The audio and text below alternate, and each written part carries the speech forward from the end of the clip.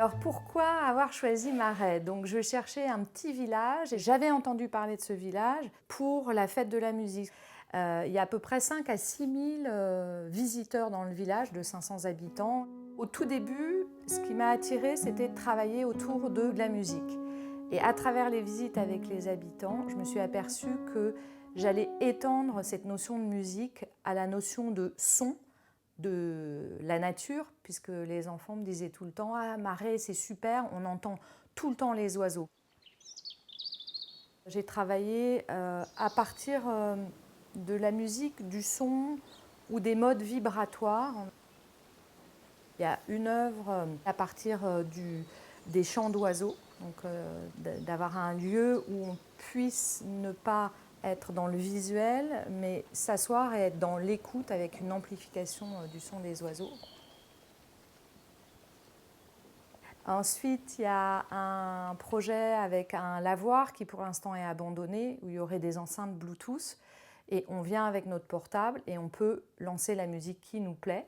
Et soit on s'assoit et puis une personne peut mettre de la musique classique et lire, ou soit ça s'appelle la boîte à musique, mais ça devient une espèce de discothèque et les gens viennent danser dans ce 4 mètres par 9 mètres au sol et ça fait une petite piste de danse, quoi. Dans les différents endroits où j'ai fait des marches, il y a plein de marches qui partent du village. J'ai rencontré à plusieurs reprises des anciennes carrières pour extraire la pierre ou des carrières où on faisait l'extraction de minerais de fer.